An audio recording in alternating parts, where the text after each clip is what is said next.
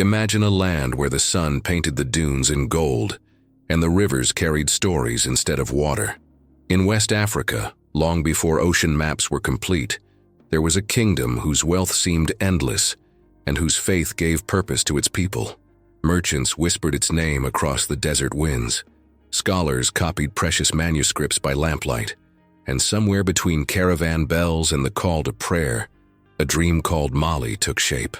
They said a single decision from its ruler could tilt the price of gold across continents. Not because of magic, but because Mali sat at the crossroads of trade and ideas. Gold flowed from the forests to the savannas. Salt, as valuable as treasure in a hot climate, crossed the Sahara on camelback. In the markets, you could hear a dozen languages at once. Berber guides negotiated routes. Mandinka griots sang lineages that reached back generations. And mosques rose from packed earth, not grand in marble, but grand in purpose. But here is the quiet truth that history teaches over and over. Greatness is rarely simple.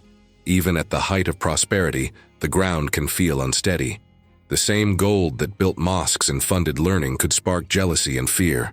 The same devotion that united communities could also sharpen disagreements about who should lead and how power should be shared.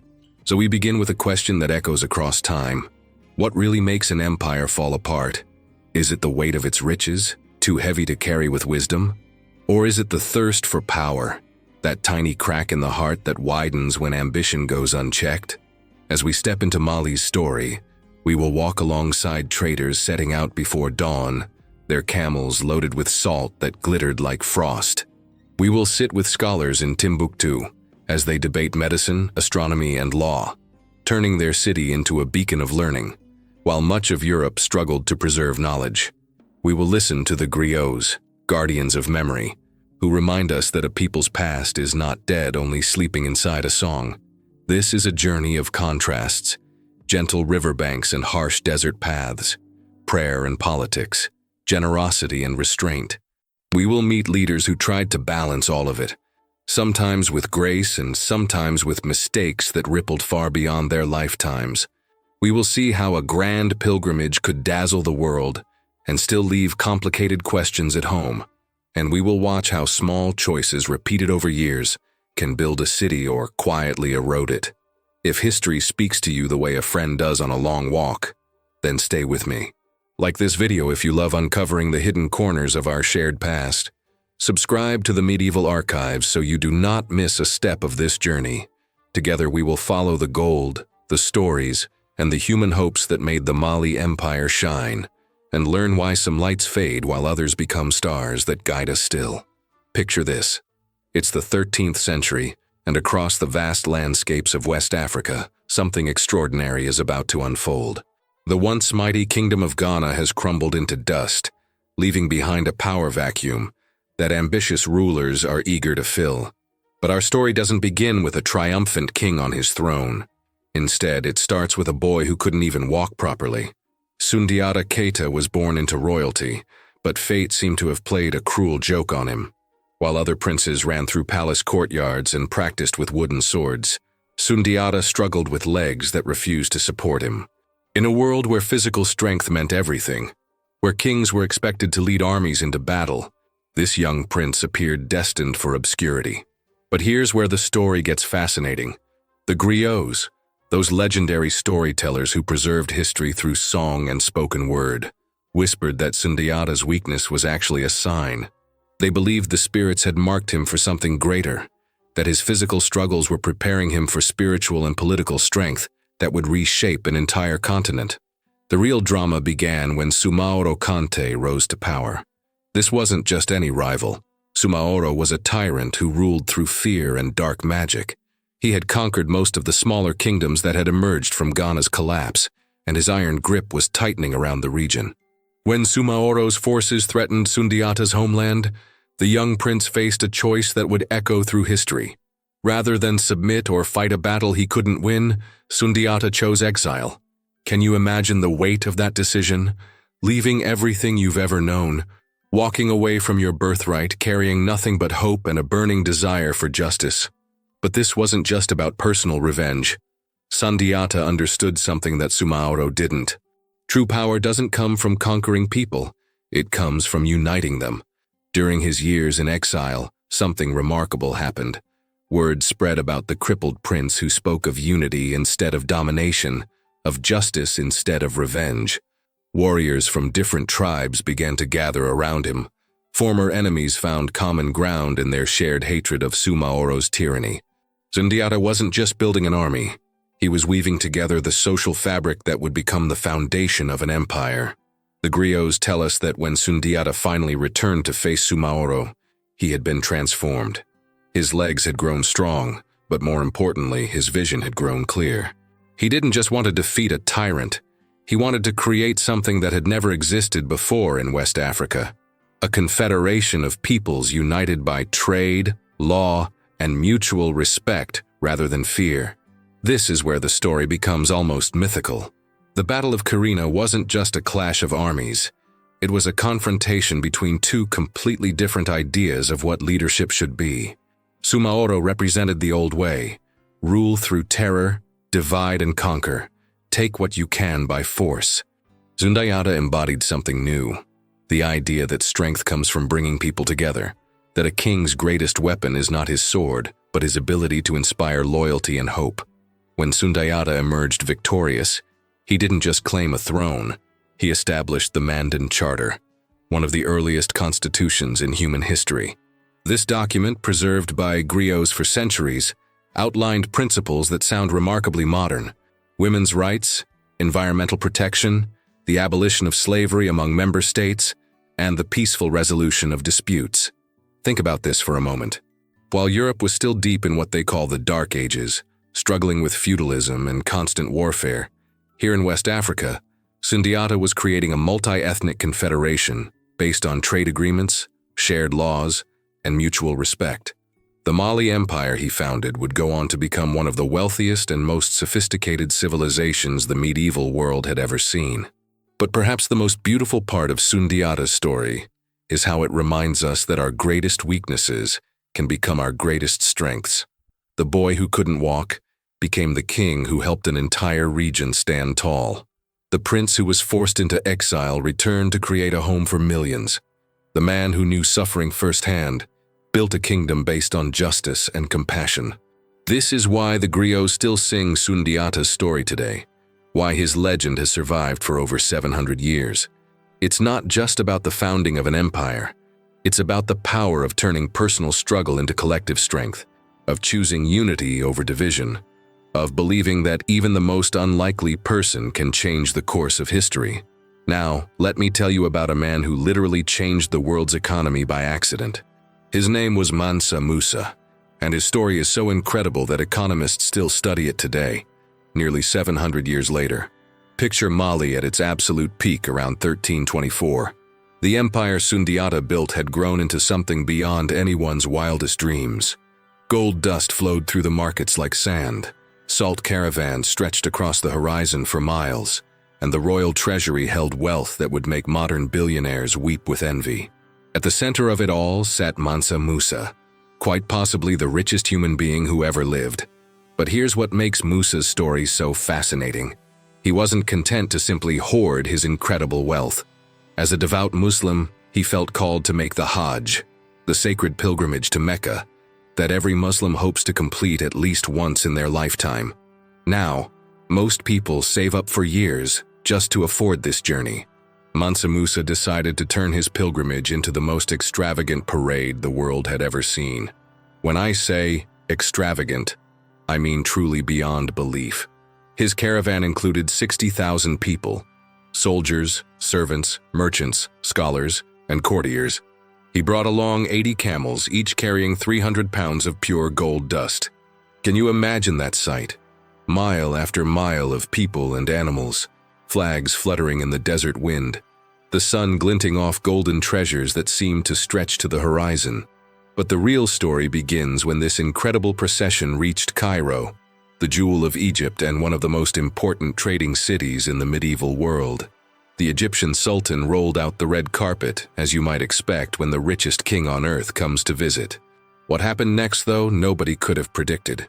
Mansa Musa began giving away gold, like it was nothing more than dried dates. He handed out golden bracelets to random people on the street. He tipped servants with amounts that could feed entire families for months. When he visited the great mosques, he left donations that left the religious leaders speechless. Every merchant he met, every official who greeted him, every person who showed him kindness received gifts that would change their lives forever. Now, here's where the story gets really interesting from an economic perspective. Mansa Musa stayed in Cairo for 3 months, and during that entire time, he kept giving away gold. The people of Cairo had never seen anything like it. Gold, which had always been precious and rare, suddenly seemed as common as copper coins. What Mansa Musa didn't realize was that he was conducting the world's first recorded experiment in hyperinflation. By flooding the market with so much gold, he completely disrupted the delicate balance of Cairo's economy.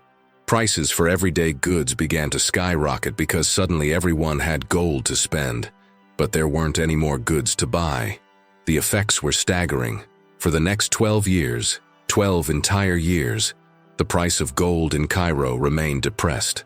Merchants who had built their fortunes on the precious metal found themselves struggling.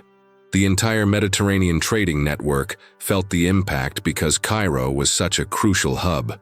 Modern economists estimate that gold values dropped by about 10% across the entire region, which might not sound like much until you realize we're talking about the foundation of medieval commerce. But here's where Mansa Musa reveals himself to be more than just incredibly wealthy. He was also incredibly shrewd. By the time he was preparing to leave Cairo, he had begun to understand what was happening. So he did something remarkable. He started borrowing gold back from the same merchants he had enriched, paying them high interest rates to help stabilize the market. It was an early form of monetary policy that wouldn't look out of place in a modern economics textbook. Yet this generosity sparked serious controversy back home in Mali. The noble families and court advisors who had watched their king load up caravans with the kingdom's treasure were not amused. They whispered in the palace corridors that Musa was more interested in impressing foreign kings than taking care of his own people. Some accused him of weakening Mali's position by revealing just how wealthy the kingdom was to potential enemies and rivals. This tension raises a question that leaders still grapple with today. Should a ruler be generous or prudent? Mansa Musa believed that his spectacular display of wealth would elevate Mali's status on the world stage, and in many ways, he was absolutely right. Maps made in Europe began showing Mali as a land of incredible riches. Trade relationships that had never existed before suddenly opened up.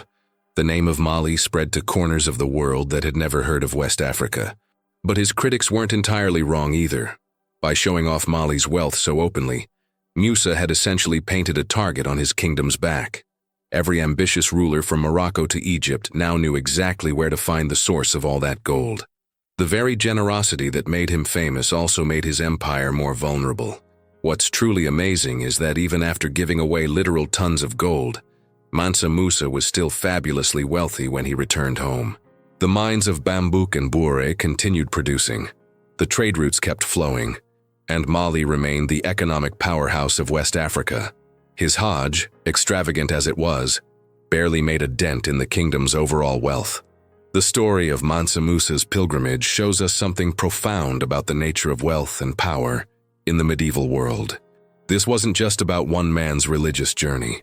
It was about how an African kingdom announced itself to the world stage, how economic relationships were built through personal connections, and how a single act of generosity could literally reshape international commerce. By the way, did you know that Mansa Musa essentially crashed Egypt's economy just by passing through? If you're enjoying these incredible stories from history, subscribe to the Medieval Archives channel. Make sure to like this video and share it with anyone who loves learning about the past. And tell me in the comments, if you had unlimited wealth, would you spend it all to make an impression on the world? Or would you keep it safe at home? The answer might say more about leadership than you think. But here's the thing about golden empires. They cast long shadows that eventually attract the wrong kind of attention. The very wealth that made Mali legendary would also become the seed of its downfall. And the story of how it happened reveals something timeless about human nature and the price of prosperity. At first, the signs were subtle. Foreign merchants who had once come to Mali as humble traders began staying longer, asking more questions, mapping trade routes with unusual precision. Moroccan envoys arrived with gifts and smiles, but their eyes lingered too long on the golden ornaments in the royal court. Portuguese explorers, drawn by tales of Mansa Musa's legendary pilgrimage, began probing the West African coast, searching for the source of all that gold. But the most dangerous threats weren't coming from outside. They were growing from within, like cracks in a seemingly perfect foundation. You see, Mansa Musa's spectacular display of wealth had changed something fundamental about Mali society. The Islamic elite, inspired by the grandeur they had witnessed during the Hajj, began demanding lifestyles that matched their elevated status. Magnificent mosques weren't enough anymore. They wanted palaces that rivaled those of Cairo and Baghdad. Simple robes gave way to silk imported from distant lands. Every court ceremony became an opportunity to showcase ever more elaborate luxury. Here's where the story takes a darker turn. To fund this increasingly extravagant lifestyle, the government began imposing heavier and heavier taxes on the very people who made Mali's wealth possible. The farmers who grew the crops, the miners who extracted the gold, the traders who moved goods across the desert. All of them found themselves squeezed harder each year to support a royal court that seemed increasingly disconnected from their daily struggles. Imagine being a peasant farmer in 14th century Mali. Your ancestors had lived through the rise of this great empire, had celebrated as trade brought prosperity to your village, had felt proud when foreign visitors spoke of Mali's greatness. But now, tax collectors arrived at your door demanding grain you needed to feed your own family. Officials requisitioned your cattle to feed the ever-growing royal household. Your children went hungry so that court nobles could wear golden jewelry, imported from Egypt. The breaking point came when local Islamic leaders, emboldened by Mali's reputation as a great Muslim kingdom, began demanding that all citizens strictly follow Islamic law, regardless of their traditional beliefs. For many communities, this wasn't just about religion. It was about identity, culture, and the right to live according to the customs their ancestors had followed for generations. What started as grumbling in the markets began to evolve into something much more dangerous. Village elders held secret meetings. Farmers began hiding their grain instead of paying taxes. Mining communities started smuggling gold to independent traders rather than selling it through official channels. The social contract that held Mali together, the understanding that everyone benefited from the empire's success, was quietly dissolving. The irony is heartbreaking when you think about it.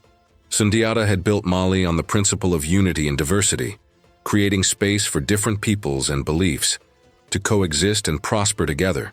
But his successors, intoxicated by wealth and religious fervor, began demanding conformity that went against everything the empire had originally stood for.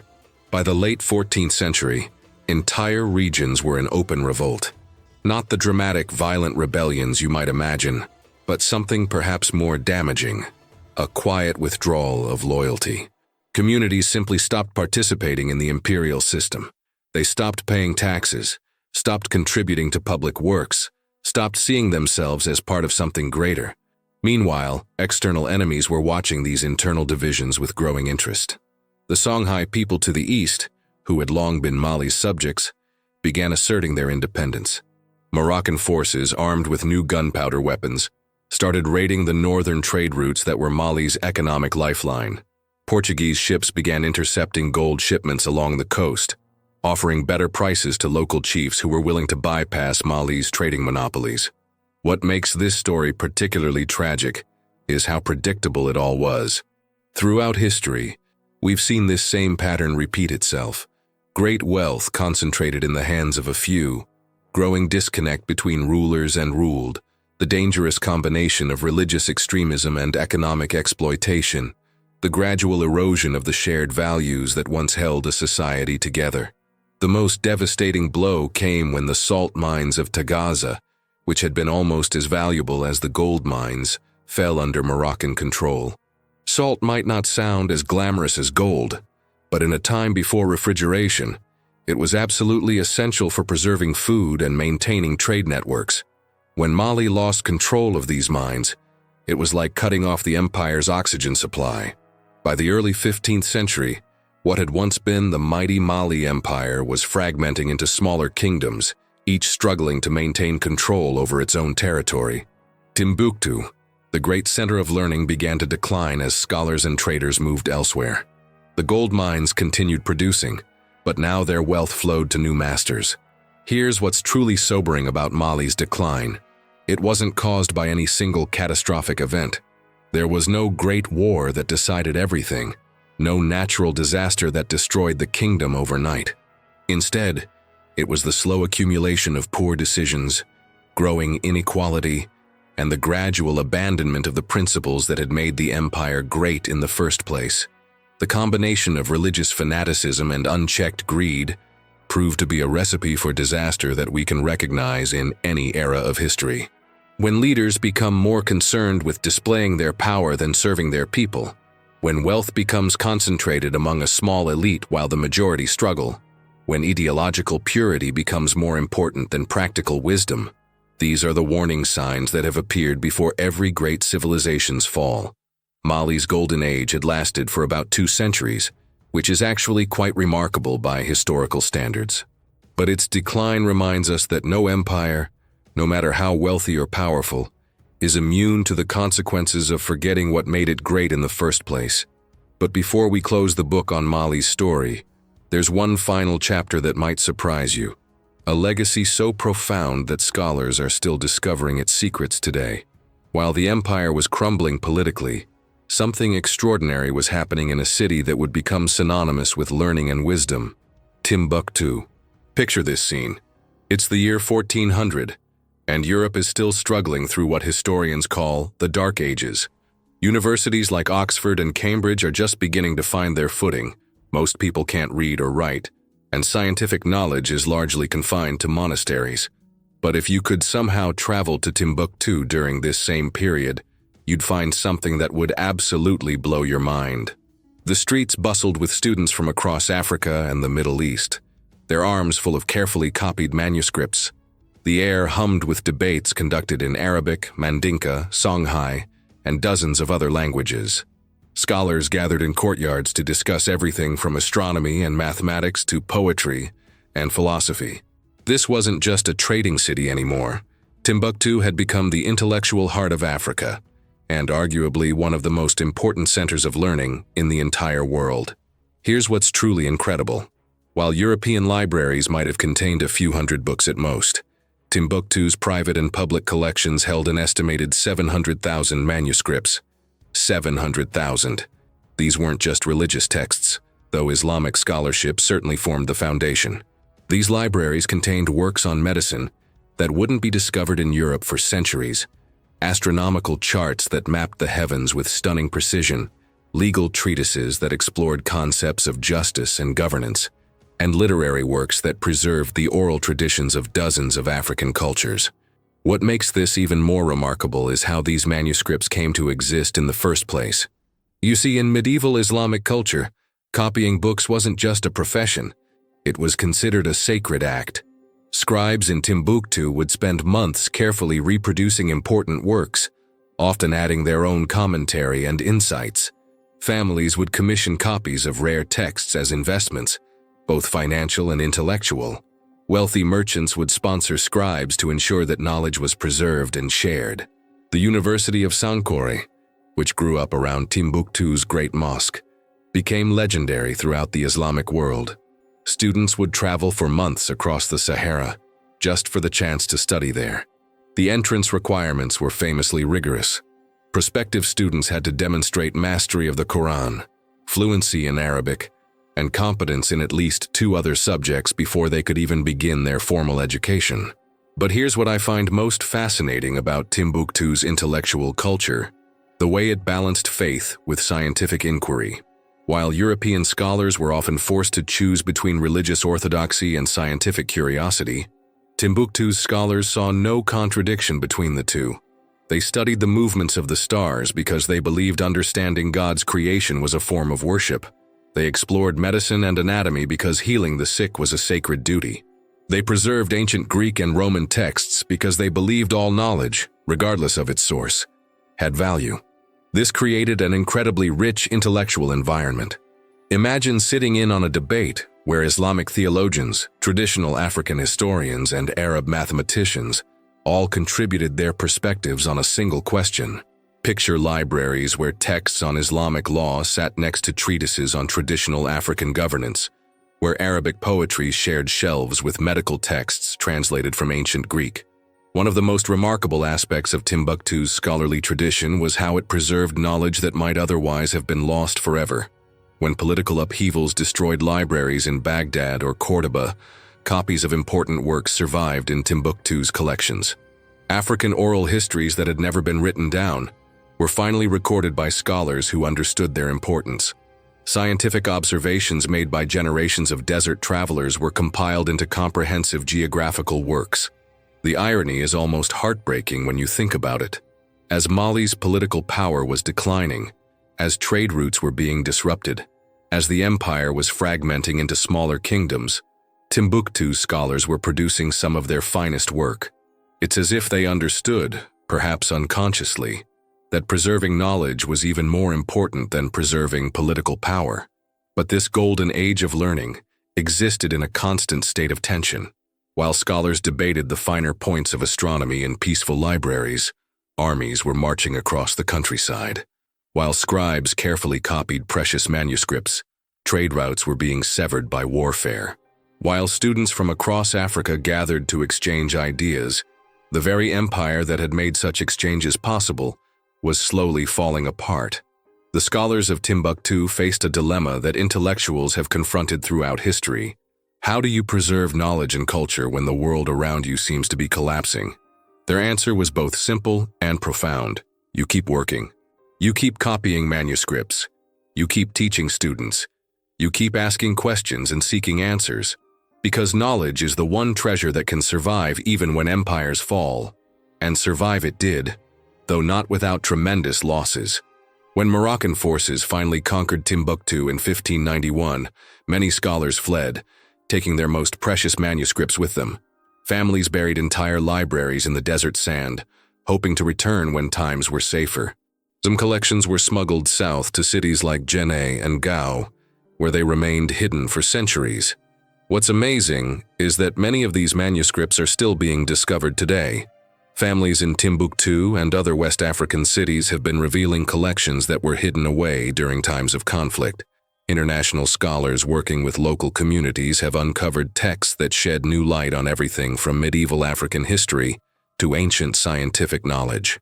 These discoveries are rewriting our understanding of the medieval world. We're learning about African contributions to mathematics, astronomy, and medicine that were completely unknown to European historians. We're finding evidence of intellectual exchanges between Africa, the Middle East, and even Asia that challenge our assumptions about how knowledge spread in the pre-modern world.